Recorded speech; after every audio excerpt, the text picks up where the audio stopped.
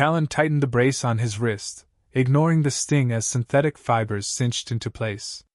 The sparring platform beneath him gleamed with old polish and fresh scuffs, and the soft hum of the Seraphis engine pulsed through the hangar like the slow breath of a slumbering beast. A crowd had gathered. Again. They weren't there to see routine cross-training drills between Terrans and the Jgai. No, they'd come the moment her name was called. Reeve. Daughter of the Ashfang matriarch. Vulpine elite. Decorated claw sergeant and a living myth in fur. She stood across the ring now, shifting her weight with lethal grace, orange-gold fur catching the overhead light like dancing embers. Her amber eyes narrowed as she studied him, amused, confident, and openly predatory. "You're the doc?" Her voice was a smoky challenge wrapped in silk. "I expected someone less intact." Callan said nothing. He rarely spoke before the first move. Talking wasn't his strength, control was. Reeve's tail flicked. She let out a low hum. "Quiet. Good. Easier to flatten." The whistle shrieked. She launched forward in a blur of orange fur and muscle. Callan sidestepped, fluid as breath, letting her claws strike past inches from his face. The ring's edge caught her momentum, and she pivoted with unnatural agility. "Not bad," she muttered. She struck again, low this time, aiming to sweep his legs. He jumped, twisting midair, landing just behind her, hands already up. Her foot lashed out instinctively, but he caught her wrist mid-swing and turned. Leverage. Balance. Timing. Reeves slammed into the mat with a surprised grunt. The crowd gasped. Callan knelt beside her, pinning her down, not roughly, but firmly. His knee pressed into her hip. One arm wrapped her shoulders, the other locked her wrist to the floor. "You all right?"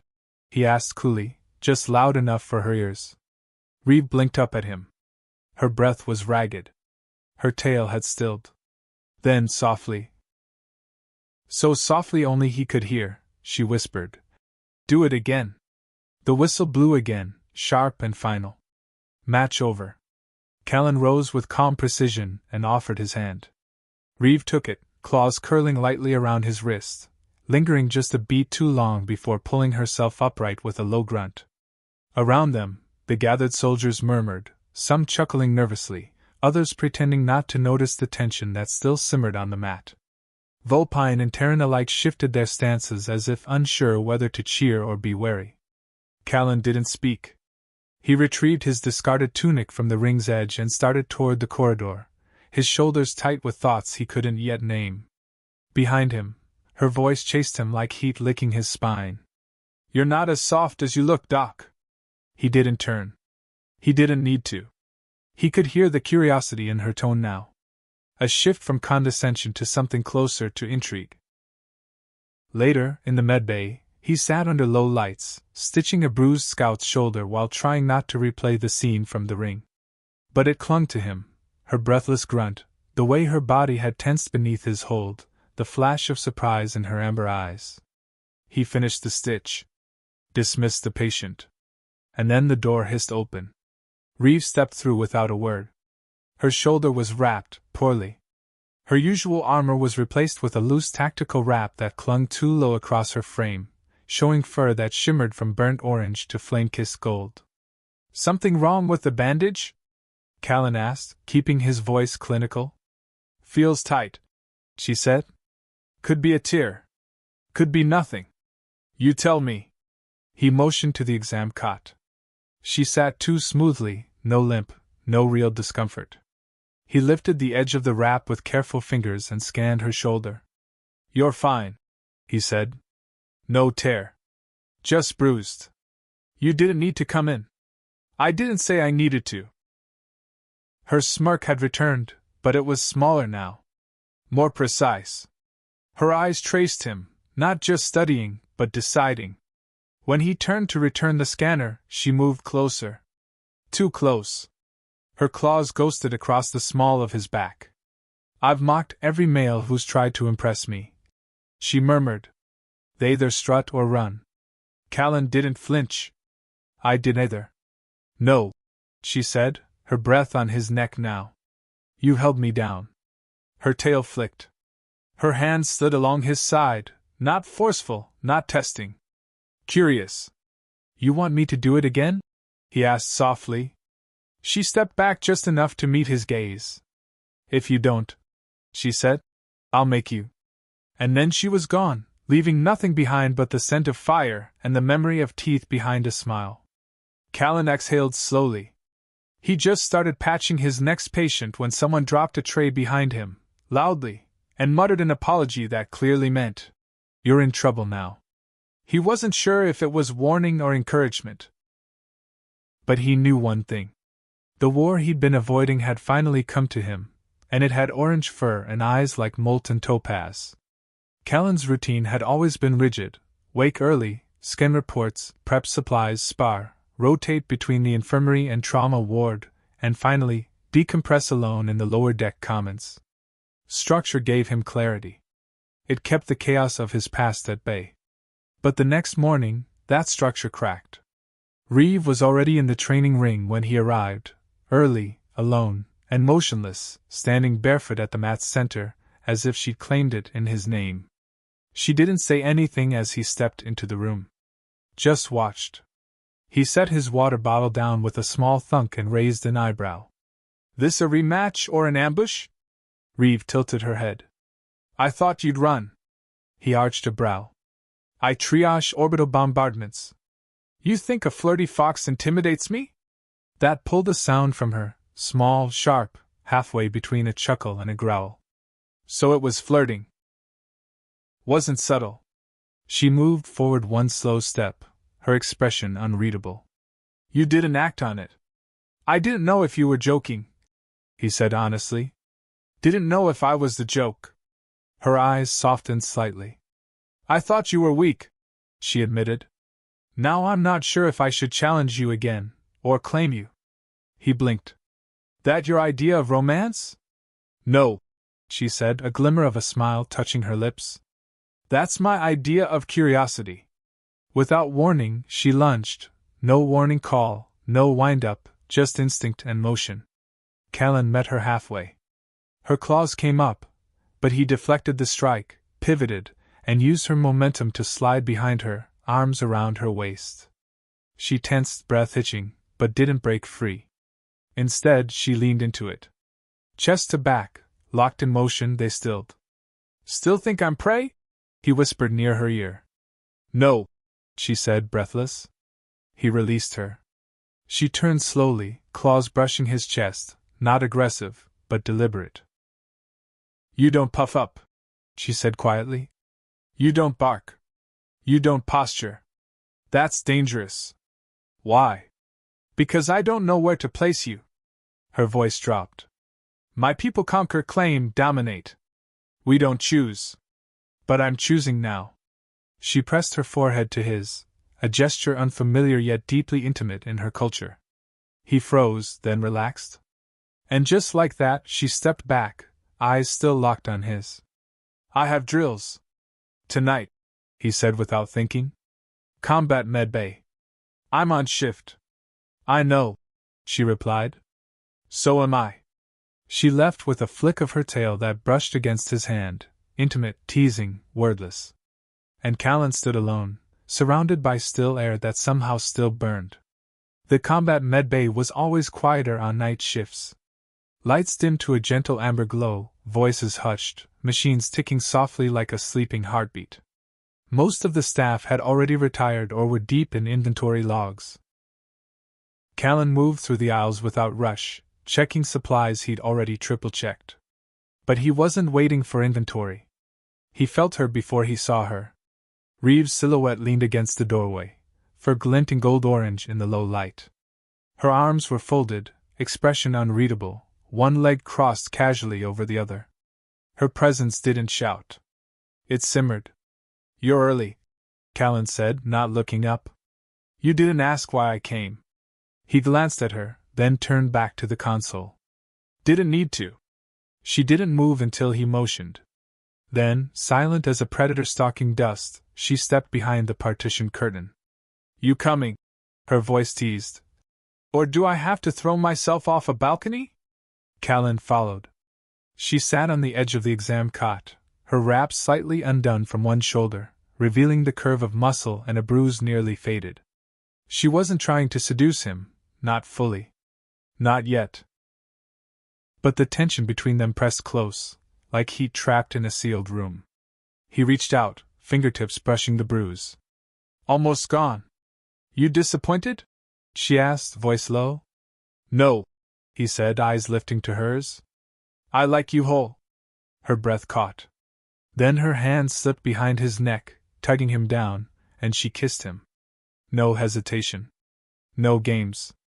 Her lips were warm, firm, tasting faintly of sweet herbs and adrenaline. He responded instinctively, one hand on her thigh, the other curling in her mane, where the orange faded to gold. When they broke apart, her forehead found his again. I don't want to laugh at you anymore, she whispered. Good, he said. I wasn't laughing either. The medbay felt distant, unreal. Somewhere beyond the curtain, the soft beeping of monitors kept time with their breath. But here, in the space between silence and confession, something had shifted, something real. They didn't speak again for a long while. But they didn't need to. That night, as he lay alone on his cot later, her scent still lingering faintly on his collar, Callan realized he wasn't just drawn to her. He was already orbiting. And for the first time in years, he didn't feel like drifting anymore. The next 2 days passed in a haze of unspoken understanding. Callan resumed his usual rotation in the medbay. Only now he caught the way Reeve lingered in doorways she used to ignore, her eyes always finding him even if she said nothing. She hadn't returned to the ring. Neither had he. But they were circling something deeper now. The fragile quiet broke on the third morning when the mission roster was posted. Planetfall. Joint Operation. High-threat recon on an uncharted surface anomaly. And their names, Callan Fenn and Reeve Ashfong, were printed side by side. Callan read the roster 3 times before sliding a hand down his face. This wasn't coincidence. Someone had seen their synergy and wanted to test it. He didn't have to wait long for her reaction. Reeve stormed into the medbay less than 5 minutes later, fire in her steps, tail lashing behind her like a whip of smoke. She didn't care who stared. They're pairing us with the Cerati, she growled. Scale backs. Callan blinked up from the data screen. I heard. Her lip curled. This is a damn insult. 4 cycles ago, one of their patrols ambushed my sisters during a treaty drill. Lured them into a ravine, then set fire to the grasses. I know, Callan said softly. They say we're allies now. She snapped. But their blades are still stained. He didn't offer comfort. He knew she didn't want that. Instead, he folded his arms and leaned against the counter. Then don't go. She stopped mid-stride. What? Refuse the ops, say you're unstable. Say your claws are cracked. Say anything. You've earned enough rank to sit this out. Her nostrils flared. I can't just walk away. Yes, you can, Callan said. You're not some expendable piece of armor. You're allowed to choose when not to bleed. She stared at him like she wasn't sure whether to argue or fall into his arms. Her claws flexed at her sides, then she sat heavily on the edge of an exam bed. My whole life, she muttered, was built on the idea that to stop is to fail. I don't want you to stop, he said. I just want you to survive. She looked up at him. Her eyes were tired, not weak, but worn. You care. I care a lot more than I probably should. That broke something inside her. She reached for his hand, pulling it gently to her chest, pressing his palm to the steady thump of her heartbeat under soft fur. Then come with me. He blinked. What? If you're on the ground too, she said, I'll go. Not for command. For you. He nodded without hesitation. All right. I'm in. 2 days later, they were on a transport shuttle, slicing through the upper atmosphere of a fog-choked planet named Veridex. Across from them, Cerati soldiers sat in cold silence, reptilian eyes glinting in the dark. Reeve never broke her stare. Callan sat beside her, close enough that their shoulders brushed. He leaned over and whispered, "If anyone touches me, I'll rip their arms off," she said flatly. He smiled. "And I'll lecture them on field triage as they bleed." She snorted, but her hand found his beneath the bench. And for one stolen moment before the drop doors opened, they were just two people holding on. Because they knew what came next wouldn't just test them, it would try to break them. The wind on Veridex didn't howl. It whispered. The moment Callan stepped off the shuttle ramp, his boots sank half an inch into moss-slick stone, and the fog rolled past his thighs like it had been waiting to meet him. It wasn't natural. It clung too long. Moved too deliberately. The ruins loomed in the distance, towers of blackened stone carved with alien glyphs that twisted like vines. Vines that bled rust. Their joint unit split into scouting cells. The Serity moved like shadows, tailblades tucked tight, eyes unblinking. The Prideborn fanned out wide, claws at the ready. Reeves stood at the vanguard of her group, amber eyes scanning the mist with unhidden tension. Callan kept to her side. "Anything feel off to you?" he asked quietly. "This entire moon feels like a wound," she muttered. They moved along the southern edge of a collapsed fortress, broken walls rising around them like petrified bone. The comms crackled, then died. One by one. First Bravo team. Then Charlie. Nothing but silence. Callan tapped his earpiece again. "Unit 3, respond. This is Medic Fen." "Repeat, respond." No reply. Reeve growled low in her throat.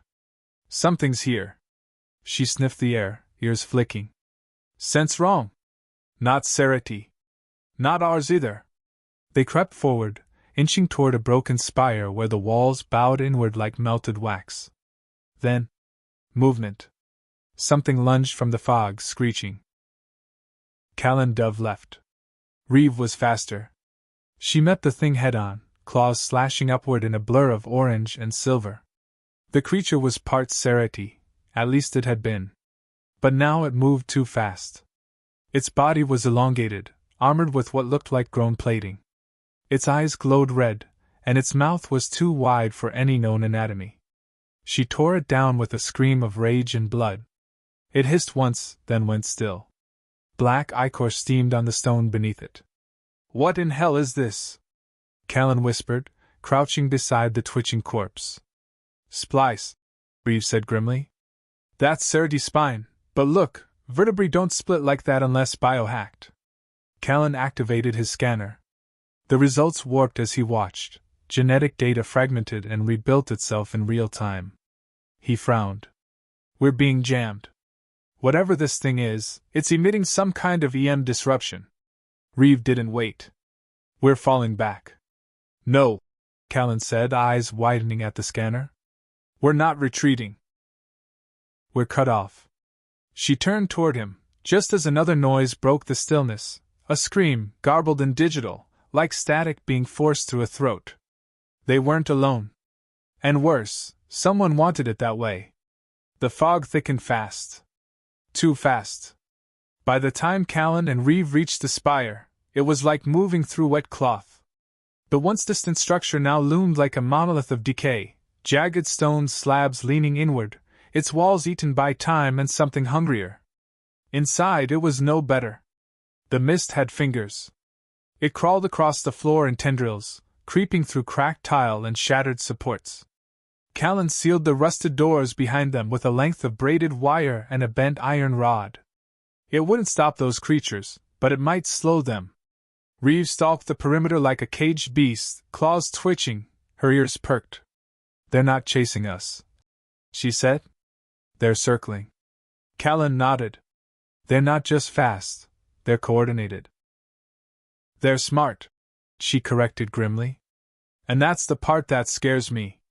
They ascended through the interior of the ruined spire, stepping over collapsed beams and what looked like bone. Not fossilized. Not ancient. Still damp. At the top, an old transmitter flickered in a half-ruined control panel, coated in moss and dust. Callan rushed to it, pried off the casing, and began hot-wiring the power feed. "Can you boost the signal?" Reeve asked, her voice low but urgent. Enough for a short burst. Maybe a ping. If they're monitoring rescue frequencies. He didn't finish. The readout wasn't just scrambled, it was coded. And embedded within were fragments of logs. Mission files. Hidden beneath corrupted boot data and artificial diagnostics. Someone had known about the creatures. Command hadn't been blindsided. This wasn't a failed recon. It was a trial run. We're the control group. Callan muttered, numb. They sent us to verify viability. Reeves' claws dug into the metal railing. They used us. Callan finished bypassing the final limiter. Signals going out. Short bursts. If anyone's listening. The spire shook violently. Something massive struck the base. A scream echoed up the stairwell, something not human. Not Volpe. Something designed. Move! Reeves shouted. They dropped through a crumbling hole in the floor just as the wall behind them exploded inward. Debris rained down. Reeve landed in a crouch, shielding Callan with her body as metal shrieked behind them. When the tremors stopped, she turned to him, blood trickling from her temple. My eye still works, she growled before he could ask. Now move! Together they ran into the dark, toward the only chance they had left, an exit buried beneath the tower, into the old tunnels. Callan didn't look back. But the scream that followed them, it wasn't angry. It was disappointed. Like a test subject that had just escaped its enclosure. The tunnels beneath the spire weren't marked on any map. They were too old, too forgotten, likely predating even the Alliance's earliest surveys of Veridex. Callan could barely see 2 feet ahead in the pitch-dark passage, the emergency light on his wrist flickering against walls coated in what looked like melted metal and calcified dust. Reeve led the way, crouched low, her claws tapping softly against stone. Every few seconds she paused, ears twitching, nose raised to sniff the stale air. They're behind us, she said. How many? Too many. Callan moved faster, his sidearm drawn, one hand gripping the strap of his medkit like a lifeline. The tunnel widened, then curved down into what looked like a collapsed service chamber. But the walls weren't made of stone anymore. They were alive. Flesh-like. Veins of bioluminescent tissue pulsed under the surface, lighting the room in a sickly blue glow. Strange glyphs had been carved into the walls, similar to those above, but more refined, more recent. And they glowed when Reeves stepped near them. This isn't just a ruin, she said. It's a nest. Callan moved to one of the walls, pressing his gloved hand against a glyph. It pulsed beneath his touch, warm and responsive, like a heartbeat. Not a ruin, he echoed. A lab. The air shimmered, and then the voice came. A synthetic tone, either male nor female, crackling directly into their comms without activating the receivers. Subjects 14 and 19. Pairing confirmed. Neural cohesion exceeds projections. Initiating Phase 3. Reeves stiffened. What the hell does that mean? Callan's breath caught. They're studying us. They wanted us close. They're not just testing creatures. They're testing us. Our bond. Termination window, activated, the voice added. Then silence. The walls around them lit up. Turrets emerged from hidden slits. Blades snapped out from floor panels. A high-frequency screech burst through the tunnel like a signal detonator. Move! Callan shouted. They sprinted. Reeve leapt through one arc of slicing metal, landing hard beside him and dragging him around the corner just as plasma sprayed behind them. Her forearm was cut, deep, but she didn't slow. He wrapped it in gauze as they ran, tying it with his teeth and a free hand as she cleared a fallen support beam in one lunge. The corridor twisted again, finally opening into a chamber flooded with natural light from a broken ceiling high above. The fog didn't follow them in. Not yet. They collapsed near the center, panting and bloody. Still scared of me? She asked between breaths. No, Callan said, binding the gash on her leg now. I'm scared of what I'd do if I lost you. She looked at him for a long second. Then leaned in and kissed him. Hard, fierce, and full of everything the ruins couldn't kill. "We survive," she said, eyes fierce. "We do more than that," he replied. "We finish this." From the edge of the clearing, something stirred. Tall. Two-legged. Watching. Not a hybrid. A handler. A being wrapped in armor grown like coral over muscle, pulsing with circuitry and red-eyed precision.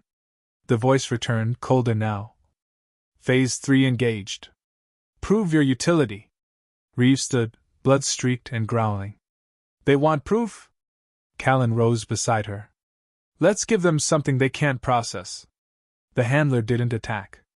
It studied. Its eyes flickered like tracking beacons, locked onto them with machine precision. Its weapon, grown from its own arm, hummed with lethal potential, a grotesque fusion of bone and energy that pulsed in sync with the glyphs around the chamber. Callan stood still, pulse thundering. "It's watching for patterns. Movement.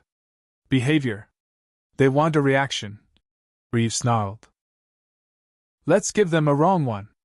Without waiting, she lunged. Fast as fire, claws extended, she launched herself across the moss-covered ground and struck high, aiming for its eyes. The handler moved with terrifying grace, sidestepping, then rotating with inhuman speed. It brought the arm blade down. Callan shouted her name, too late. But she twisted midair, using her tail to redirect, and slammed her foot into its ribs instead. The blow knocked it back a step. A step. That was all. "Not used to prey fighting back?" she growled. The handler turned, and its weapon fired. Callan was already moving, rolling through debris and drawing his pulse pistol. He fired 3 times into its flank, no hesitation, no warning, and the second shot hit something vital. Sparks burst from the joint behind its knee. Reeve closed in again, claws flashing, ducking a backhand that would have shattered stone. Callan flanked. He moved like a medic in battle. Measured, precise, with the unshakable aim of someone who'd had to make life-and-death shots while bleeding. The handler adjusted, its AI adapting, learning. Callan recognized the rhythm, the way it shifted its body weight after every feint. It was mimicking their patterns now. It had been watching them long before this fight. "This thing's been studying us for days," he shouted. "It knows how we move." Reeve grinned, blood on her teeth. "Then we stop moving like us." She changed pace suddenly, abandoning finesse for raw fury. Her next strike was sloppy, but deliberate. The handler anticipated a dodge. It missed the real threat, Callan behind it. He slid in low, jammed his pulse pistol directly into its spine, and fired. The shot blew out its lower vertebrae. The handler buckled with a shriek of static, dropping to one knee. Reeve didn't hesitate. With a snarl, she grabbed it by the throat and ripped. Her claws tore through flesh, fiber, and machine. The handler spasmed. And then fell still, the light in its eyes blinking once, then dying. A hush settled over the chamber.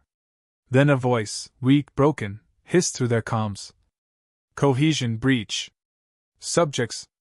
The signal died with the handler's brain. Reeve dropped beside Callan, panting, her face slick with blood and sweat. "You good?" he asked. "Better now." From above, a deep mechanical rumble echoed. Then, engines. A ship. Callan grabbed his calm. "This is Medic Fen, broadcasting from Veridex's surface. 2 survivors. 1 confirmed handler kill. Need evac now." The signal crackled. Fen. Reeve. Hold position. Shuttle inbound. Stand by. Relief hit him like a drug. He collapsed back on the moss, laughing in disbelief. "They heard us." Reeve's chest rose and fell, eyes closed briefly. "Looks like someone finally answered." Callan reached out and took her hand. She didn't pull away. The evac shuttle screamed through Veridex's upper atmosphere like it had been launched in desperation. The sound of stabilizers engaging battered the moss-covered ruins below as wind whipped through the trees and sent the fog scattering like it had lost its grip on the planet. For the first time since they dropped, the sky looked blue. Callan and Reeve stood together as the shuttle descended, shoulders bloodied, body scraped and bruised, but unbroken. Reeve squinted at the insignia etched into the ship's hull. "Alliance markings," she said. "It's real." He exhaled. "Let's hope they remember what that's supposed to mean." The shuttle touched down. Its side doors hissed open before the skids even locked into place. 2 pilots waited inside, wide-eyed, armored, visibly rattled by what they'd been briefed to expect. They didn't salute. Didn't speak. Just waved them in. Inside, the shuttle was quiet, stripped bare, save for a few sealed medical crates, a pair of active bioscanners, and a small observation terminal flickering at the rear. Callan dropped into a seat near the back, one hand still gripping his medkit like it might vanish if he let go. Reeve didn't sit. She stood, pacing slowly with the restless energy of a predator whose instincts refused to switch off. Her thigh was bandaged in 2 layers now. Her temple bruised.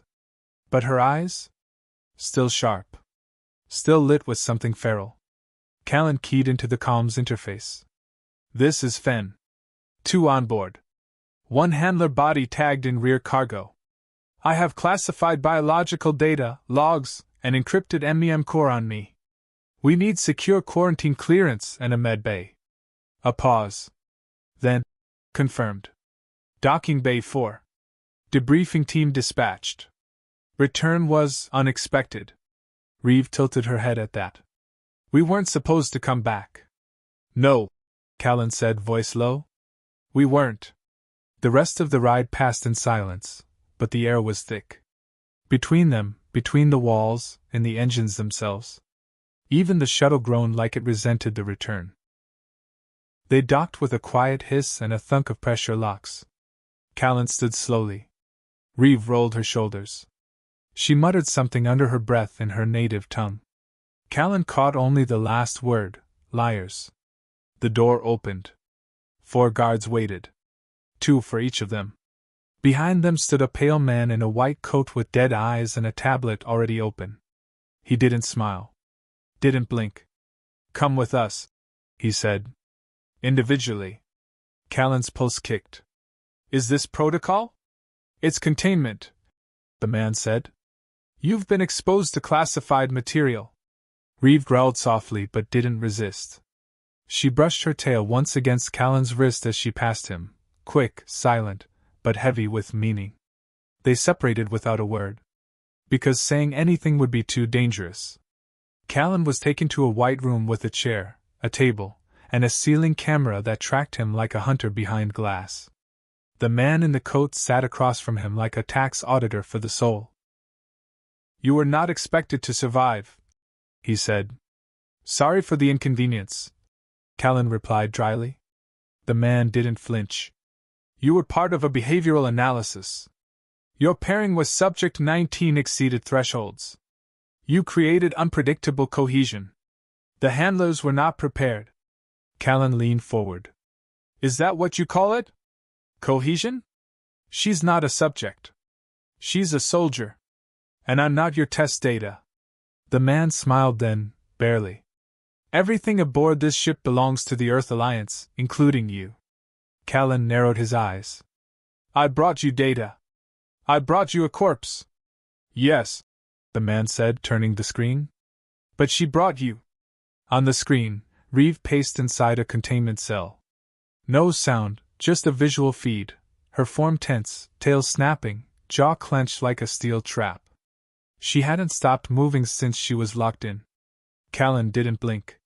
"Release her. You're not in a position to make demands." He smiled faintly. "Then I guess I shouldn't tell you about the data shard I stitched into her leg armor.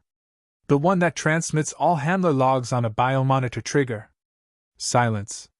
Cold, sudden silence. "If my vitals drop," Callan said softly, "the entire outer ring receives a memory core dump, including the names of every operative tied to this project. And the account numbers. Everything." The man stood without a word and left. Callan sat alone. Minutes ticked past. Then the door opened, and Reeve stepped inside. No restraints. No guards. Her eyes scanned the room once, found him, and finally, she exhaled. You held them off, she said quietly. So did you, he replied. They tried to bribe me, she added. Said I could return to command. Get promoted. Decorated. What did you say? Her eyes locked on his. I said I already had what I wanted. They sat side by side in the sterile debriefing room, hands touching now, and watched as the truth rolled out on a central display. Footage. Audio logs. Genetic maps. Command memos. Proof. They didn't speak again for the rest of the debrief. They didn't need to. Because the data was no longer just theirs. And the galaxy was finally listening. For 3 days, silence reigned. Not in the station halls, those still hummed with duty and formality, but in the way command avoided them. Eyes that once held discipline now darted away. Rooms fell quiet when they entered. Doors stayed closed just a second longer than usual. Reeve paced their assigned barracks like a caged flame. She hated the waiting. Hated the borrowed Alliance uniform they gave her, soft and restrictive, as if fabric could tame who she was. Her claws kept nicking seams out of spite. Callan didn't pace. He watched. He studied how the higher-ups danced around the fallout of what they'd exposed. Not denial, yet. Not aggression, yet. But maneuvering. Tactical delay. They're stalling, Reeve snapped, claws flexing. That's the third postponement on the tribunal. You know what that means. They're looking for a way to bury it, Callan said, sitting cross-legged on the bunk, reviewing the logs one last time. Rewrite our story. Make us unstable. Say the data was falsified, that we're emotionally compromised. Lovers lost in the fog. Reeve crossed the room and dropped beside him. Her fur bristled against his shoulder. Then we go now. We leak it before they can touch the file. You have contacts, off-world smugglers, Medcorps dropships, fringe sector activists. They'll know what to do with the truth. I already sent it, Callan said. Reeve blinked. What? The moment they let me retrieve my field kit, I triggered a passive release protocol. It's on a stream, dead man to my vitals. If they black bag either of us, it goes live. She stared at him. And then, her claws brushed his knee gently. You trusted me not to ask? I didn't want you to lie under interrogation, he said. You don't deserve to carry that weight. You were honest. And you scared them anyway. She leaned in, her forehead resting against his. You're not a soldier, Callan. But sometimes, you're more dangerous than any I've met. I'm not here to be dangerous, he whispered. I'm here to make sure what happened to us never happens again. A knock, hard, sharp, rattled the room's quiet.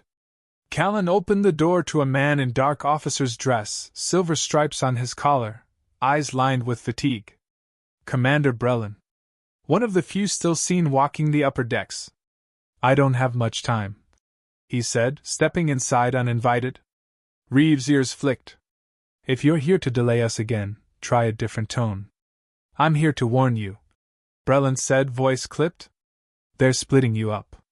Orders came through this morning. Callan stiffened. Where?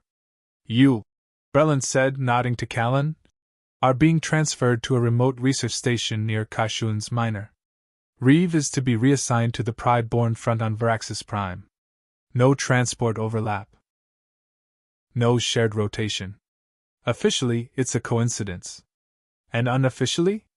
Reeve asked, already rising to her feet. Exile, Brellan said. You're being erased sideways. No prison. No headlines. Just distance. Callan's jaw locked. Why tell us? Because I believe you, Brellan said, and for a moment, his voice softened. And because I've seen this before. They'll isolate you, suppress the story, and by the time you're able to speak again, no one will remember. He placed a datapad and 2 item chips on the bunk. A transport leaves in 6 hours. No logs. No flags. It'll drop you in the fringe beyond charted space. From there, you vanish. What's the catch? Reeve asked. You don't come back, Breland said. Not as officers. Not as witnesses.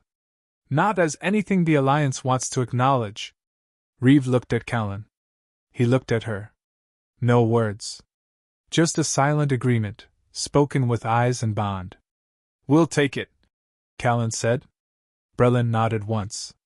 Then you've got until shift change. He left without ceremony. Reeve sat back down beside Callan, her tail curling tightly around one ankle. You regret it?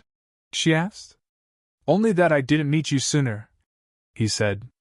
She smirked, tired but still fire-touched. I would have laughed at you no matter when we met.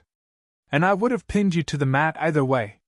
She leaned in and kissed him, slow, solid, and sure. Then whispered against his lips. Let's go start a war they can't stop. The stars looked different when you weren't supposed to be under them. Their stolen transport lifted from the docking bay in silence. No fanfare, no records. The registry was fake, the transponder spoofed, and the clearance codes provided by Breland were already flagged for deletion. By the time station sensors registered the departure, the ship had already vanished into the dark between systems. Reeve sat in the co-pilot seat, her legs kicked up on the console, eyes tracking every shimmer of light like they were enemies. She hadn't spoken in over an hour. Not because she was angry, but because she was thinking. Her tail twitched lazily at her side, though the sharpness in her posture betrayed the still-coiled instincts of a warrior who didn't yet believe they were safe. Callan adjusted course, hands light on the controls. They were heading for the drift, a pocket of loosely charted space filled with rogue moons, hollowed-out mining colonies, and more smugglers than stars. It was the best place to disappear. And more importantly, the best place to start leaking what they'd stolen. You still with me? He asked. Reeve didn't look over. You planning to shake me off? Not in this life, he said. She finally glanced sideways, then reached out and placed a hand on his thigh. Good. The next few days passed in cautious repetition. Drift, scan, dock, trade, vanish. Reeve trained daily in the cargo hold, turning loose containers into makeshift combat drills. Callan decoded files at the workbench, cross-referencing logs and tagging fragments for timed release. They didn't speak often. They didn't have to. They understood each other now in the silence. At night, they shared the narrow sleeping berth. Not out of need, but out of choice. The kind forged in fire. On the 9th day, a ping struck their encrypted relay. A message. Short. Raw. We believe you. Meet us. One jump. No tails.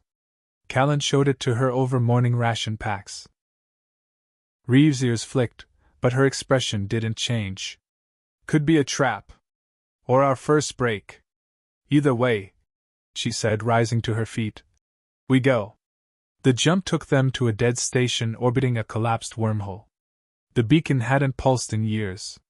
The station's skeleton creaked as they docked, and even the air smelled old, copper and rot. Callan stepped off first. Reeve followed silently, one hand resting near the hilt of her blade. Inside, the lights flickered.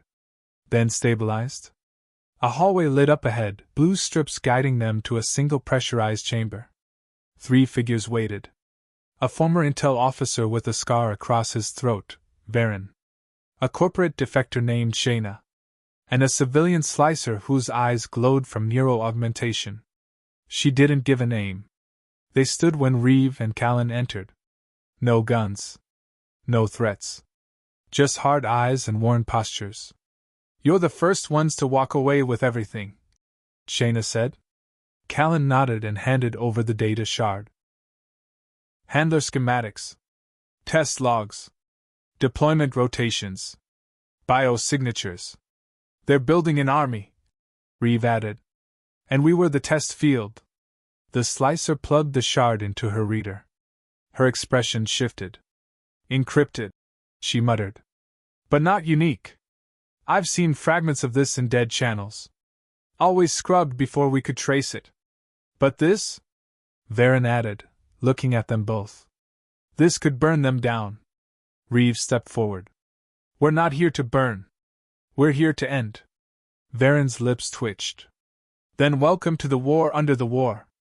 That night, in a forgotten station adrift in silence, Callan and Reeves stood together on a cracked observation deck.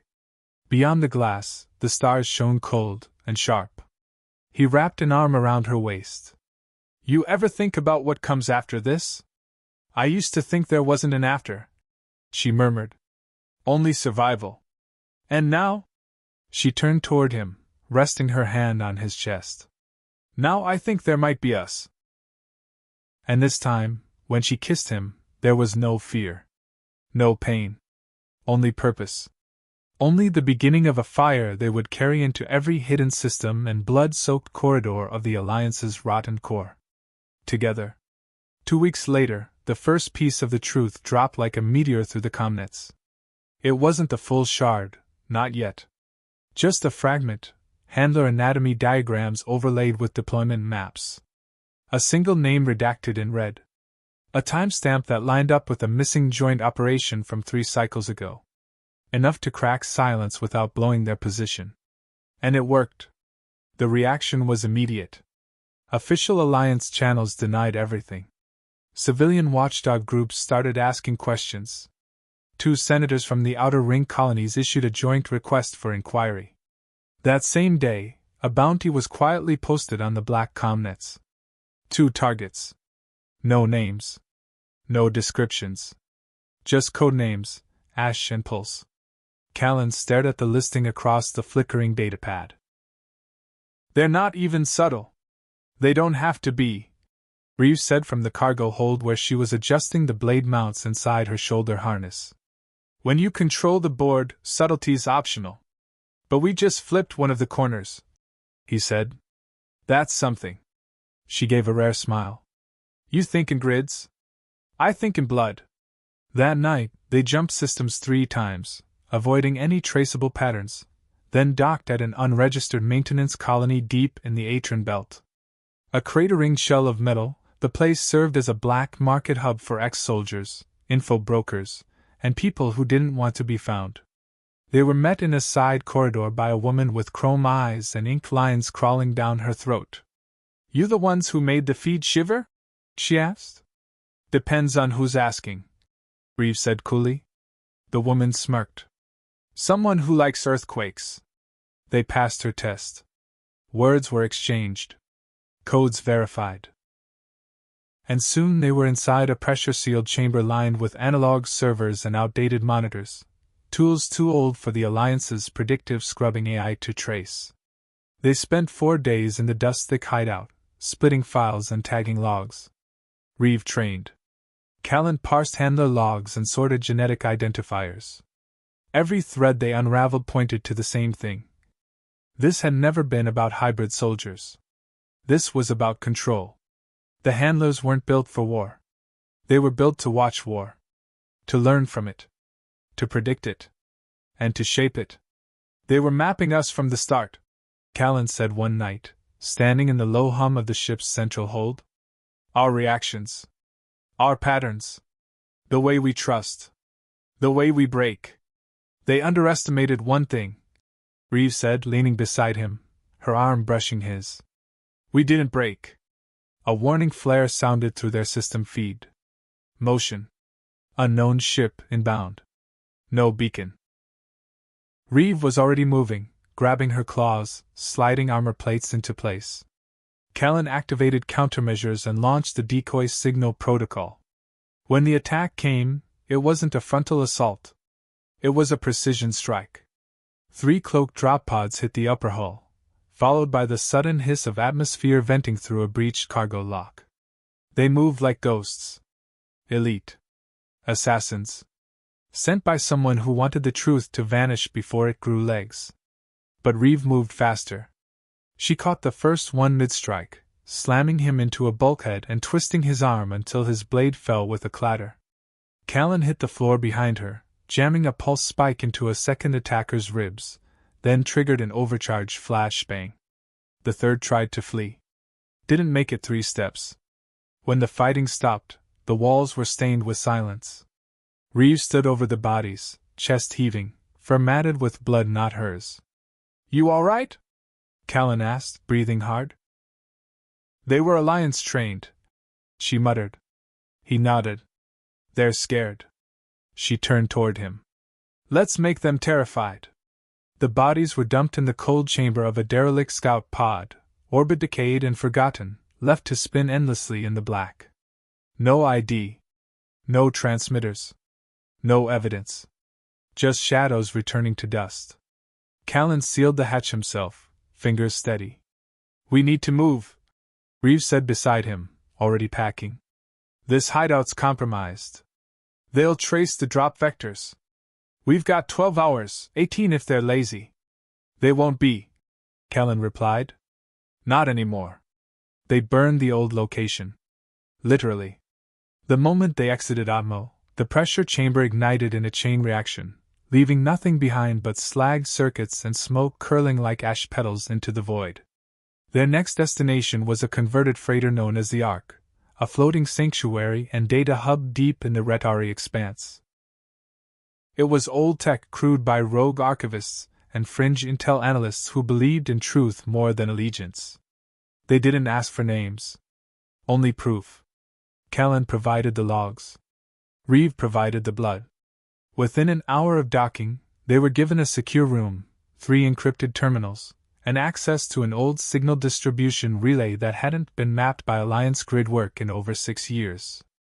We send the next drop from here, Callan said, fingers already flying across the console. Core handler schematics. This time we name names. Reeve sat cross-legged across from him, polishing her claw mounts. Her tail twitched as she watched the screens light up. You know what happens when we push this far? They either come in force, Callan said, or they panic. They didn't have to wait long. The first response came not in missiles or assassins, but silence. Core networks began folding inward. Senators were recalled for emergency diplomacy. 2 military spokespeople vanished without public updates.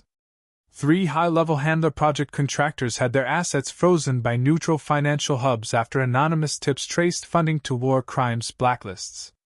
Then came the call. Encrypted. Direct. No traceable signature. Just a voice. Familiar. You're playing a dangerous game, Fen. Callan froze. Reeves' eyes snapped up. He hit the external speakers. Say your name. I don't need to. You're clever. And you know this ends with one of 2 things, your silence or your corpses. Reeves stepped forward, arms crossed. You tried silence. She growled. Didn't work. We can still offer you protection. A deal. Both of you. Conditional amnesty. Deep relocation. You'll never be seen again, but you'll live. Callan laughed bitterly. I think you overestimate how much we value peace that doesn't come with justice. The voice exhaled. Then we'll see you soon. The transmission ended. Reeve turned to him. They're coming. Callan stood. Let them. Later that night, they sat on the observation deck again, just like on the drifting station weeks ago. But something had changed. Not just them. The war had changed too. It knew them now. It feared them. Reeve leaned into him slowly, resting her head against his chest. We should have died on Veridex, she whispered. We didn't, Callan murmured. And now we get to decide what that means. Above them, stars passed in silence. Below them, systems shifted. And somewhere, behind polished tables and sterilized walls, the men who thought they could cage monsters with numbers and wires finally realized. They'd created a pair who couldn't be predicted. Tension stalked the halls of the Ark like a scentless predator. Every encrypted relay they sent stirred louder ripples, truth blooming like wildfire across military channels and fringe networks alike. Their data fragments had seeded whispers on 7 colonies, lit fires in the underbelly of 4 mercenary alliances, and sent 3 known handler architects into voluntary retreat. But exposure came with cost. Not everyone watching was an ally. The first sign came when a relay pod, meant to deliver a secondary upload burst, never returned. The second sign was subtler, a field mechanic named Dren started skipping sensor sweeps. Third, the slicer they'd come to trust, Cinder, the one with the glowing implants, began locking her terminal when Callan entered the room. Too cautious. Too perfect. Callan didn't tell Reeve immediately. Not until they got the warning ping. It came from a deep sleep contact, one of Callan's few remaining friends from his academy days, now buried in admin on a fuel depot near Orion's Scar. They're hunting your courier nodes. Alliance Black Flag teams. One pod was intercepted and rerouted by someone inside the Arkansas. He read the message twice. Then turned to Reeve, who was busy fitting a curved vibroblade to her thigh harness. We have a leak. She paused mid-motion. Who? I don't know yet, Callan said. But it's someone close. Someone with high clear access. Reeve's jaw tightened. Then we bait them. She was always like that in a crisis, leaning forward when others leaned back. Callan tapped his datapad. I'll prep a false upload. Targeted. Traceable. The moment they ping it, I'll lock the source. 3 hours later it worked. The packet was snared. The signal traced. Not to Cinder. Not to Dren. To Varen, the ex-Alliance officer with the scarred throat who'd first invited them in. Reeve was already moving by the time the trace finished. She didn't ask for confirmation. She didn't wait for proof. She kicked in his door and found him mid-transmission, data stream flowing from his neural implant into a small, compressed relay dish beneath his desk. Stand down, Callan ordered, aiming his sidearm. Varen turned, slow, composed. I warned you, he rasped. You pushed too fast. Too loud. They're going to sterilize everything. You sold out our team. Reeve growled, claws sliding out. You tried to kill us. They were going to find us anyway, he said. I just gave them a way to do it cleaner. Callan stepped forward, voice like iron. We don't survive by being cleaner. We survive by being true. Varen smiled. And for a moment, Callan thought he might say something else. But he reached for the dish. Reeve moved faster. She struck with a single, fluid motion, sharp and silent. When Varen collapsed, Callan caught the dish before it hit the floor. No last words. No begging. Just silence. They didn't speak again until the door was sealed and the relay smashed. Then Reeve exhaled. I don't feel better. You weren't supposed to, Callan said.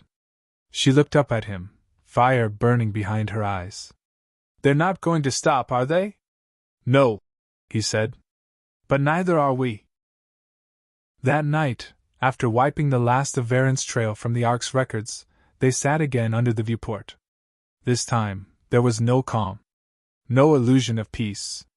Only purpose. I want to go further, Reeve said. Not just expose them. Destroy them. Callan nodded slowly. Then we start a new plan. What kind? One that ends with fire. They named the target Spire Helix, an orbital fortress halfway between a communications hub and a war archive. It hung in low orbit above a dead world, polished black alloy veins running through it like a spinal column, its antenna arrays pointed inward toward the Alliance's core systems like silent watchers. No civilian had ever been aboard. No rogue transmission ever escaped its firewalls. Breaking into it wasn't suicide. It was worse. I built models of this place in training, Callan muttered, flicking through archive schematics on an old drive. Triple redundant firewalls. 2 AI overseers. No hardline ports that aren't biometrically paired to top-tier officers. Reeve tightened the strap on her armor. Then we find an officer. Alive? Temporarily. Callan sighed. Their plan had teeth. Not polish. They wouldn't waltz in wearing disguises. They wouldn't pose as diplomats or run decoy files from a distance. This was smash and burn. Cut the head off the archive. Upload the master handler logs. Torch everything else. But to get in, they needed someone already cleared. Someone high enough in the chain to have level 4 access to the Spire's inner core. That's where their new contact came in. They met her in the remnants of a half-collapsed docking station orbiting a gas giant. Her name was Lux, a cybernetically augmented courier once employed by the very same handler architects now trying to kill them. Lux didn't speak much. Her voice box was partially reconstructed, and most of her communication came through uplink pulses and short, sharp digital bursts. But what she lacked in conversation, she made up for in cutting-edge intrusion tech. "This one," she transmitted, flashing a rotating 3D image of an Alliance fleet admiral named Corvin Eltros. "He accesses Helix every 10 cycles. He's due in 3. He guarded one of the labs I escaped from," Reeve said, her fur bristling. "I remember him." Lux's display flashed. "Target acceptable. Shuttle landing predicted near Yaren 3. I can forge passcodes. You get his hand?" Callan winced. "Literal?"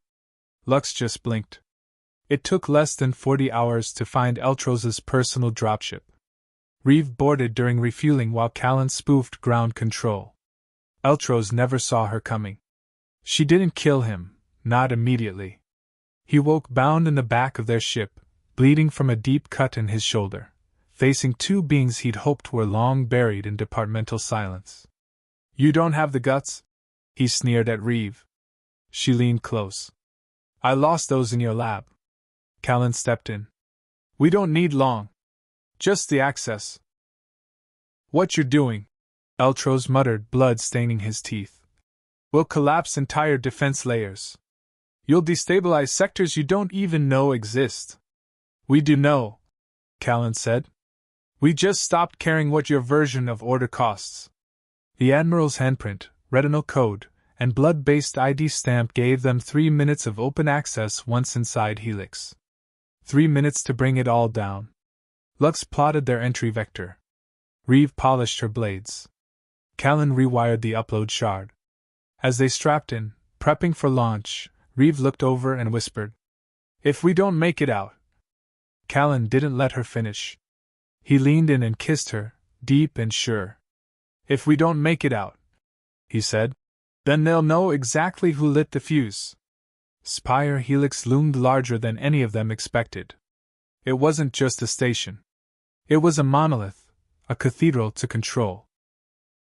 Antennae reached out like skeletal fingers, and the entire orbital frame pulsed faintly with power siphoned from the dead planet below. Inside, millions of lives had been profiled, archived, and modeled. Handler prototypes. War simulations. Mass manipulation scripts. Everything the Alliance pretended didn't exist had a home here. Reeve stood at the edge of the launch ramp, her body tense and coiled. Armor sleek, tight. Her orange fur was braided back into combat lines, claws coated in black carbon. The air around her almost shimmered with heat. Callan locked the access drive into the core of the entry beacon. 3 minutes of level 4 clearance. Then it locks us out. And traps us inside, Reeve finished. Or buys us the time we need. They launched with no fanfare, just a silent glide, their cloaked shuttle slipping through Helix's outer blind spots like a shadow between thoughts. The airlock responded to Eltros's credentials without hesitation. "Welcome, Admiral." And they were in. The corridors inside were angular and pulsing, walls lined with embedded hollow ribbons that reacted to biosignature presence. Cameras didn't swivel. They followed. The AI here didn't just watch. It studied. Lux remained docked outside, plugged into the outer comms feed, feeding them visual ghost data and redirecting cameras by the millisecond. Her pulses came quick and sharp through Callan's earpiece.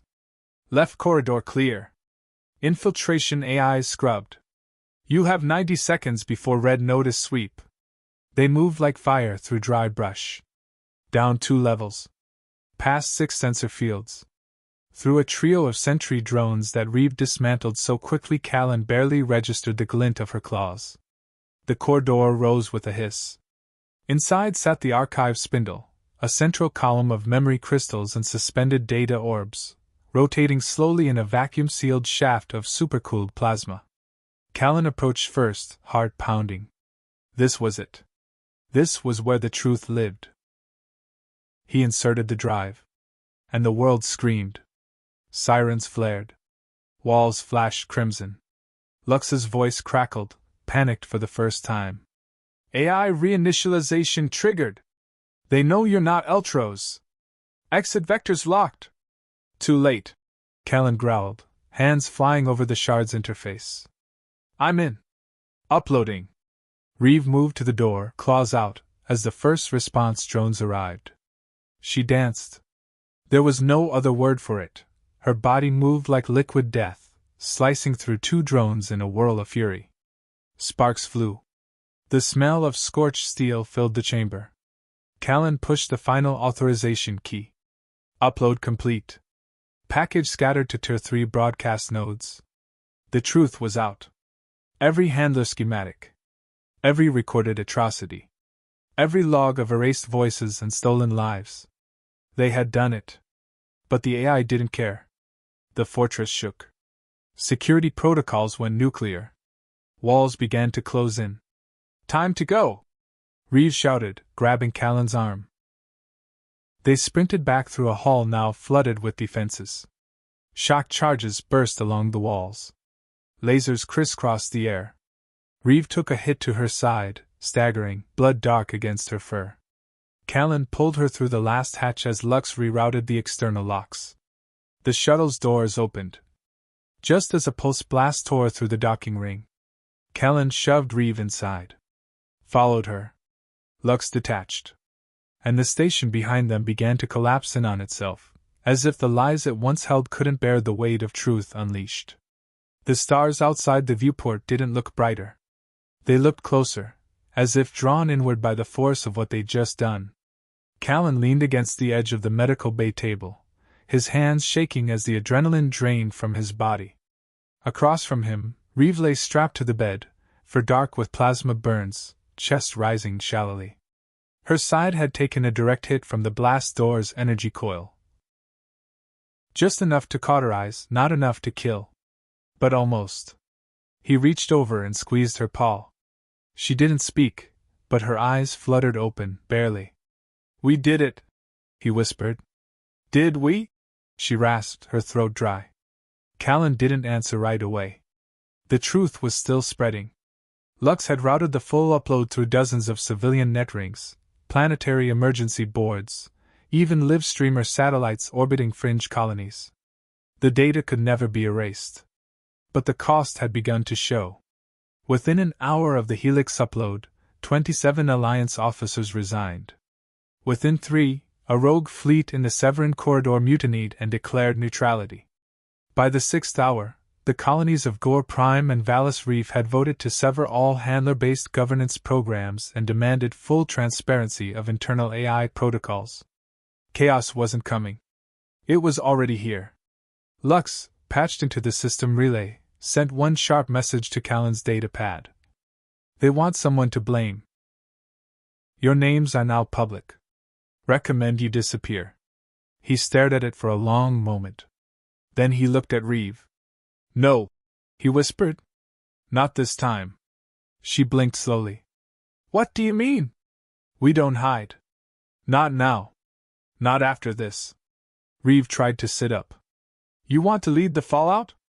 I want to finish it. For a long moment, neither of them spoke. The ship thrummed quietly. Lux had taken them into dead space, unmapped, silent, cold. They were ghosts to the galaxy now, phantoms trailing fire. But Callan wasn't afraid. Not anymore. He looked at the screens, saw thousands of messages already coming in. Survivors. Rogue agents. Broken systems begging for guidance. They hadn't just torn the mask off. They'd lit the match. And now? Now someone had to carry the torch. Reeves sat up fully, wincing. Then, still bleeding, still shaking, she reached for her claws and strapped them back on. If you're leading, she said hoarsely, I'm burning the path. They kissed, brief and breathless, two broken blades reforged by truth. And somewhere, beyond them, the galaxy waited for its next reckoning. 5 years later. The war was never officially declared, but everyone knew it had happened. They called it the Disclosure Collapse. 1,000 systems fractured overnight, breaking from the core like ice shearing off a thawing world. Civil governors resigned en masse. Handler programs were outlawed in 67 sovereign colonies. AI constructs with human surveillance functions were melted down, their cores shattered in public. And through it all, two names never left the whisper channels. Callan Fen. Reeve of Ashra. The myth spread faster than any military bulletin. They were the spark. The traitors. The heroes. The lovers. Some said they were dead, lost in a final assault near the twin stars of Earith. Others claimed they lived as shadows, moving between stations, teaching rebel clusters how to fight the way only ghosts could. But one night, on the outpost moon of Serata 9, where former Handler enforcers were being put on trial before a court of public broadcast, something strange happened. Every screen went black. Then a symbol appeared, an ember over crossed claws. And a voice, not synthetic, not altered, but deeply human, spoke 6 words that shook the new order to its core. "We are still watching. Still burning." That was all. The signal vanished. But the flame didn't. On a quiet, unnamed world at the edge of the drift, surrounded by towering redgrass and crystalline trees that hummed in the wind, 2 figures stood overlooking a rising valley. One wore a cloak of rough weave, a scar still cutting across his left eyebrow. The other was taller now, fur marked with old burns and glinting jewelry, a warrior's adornments. Her tail swayed slowly as she rested her hand on his. They watched as a group of young recruits trained below, humans, hybrids, others once cast aside by the systems they'd helped dismantle. A new generation. Not raised in chains, but sharpened by freedom. Callan looked at Reeve. "Think we did enough?" She smirked. "Not even close." He laughed, soft and real, and kissed her cheek. And together they turned away from the stars, not to escape them, but to build something under them that could never be torn down again.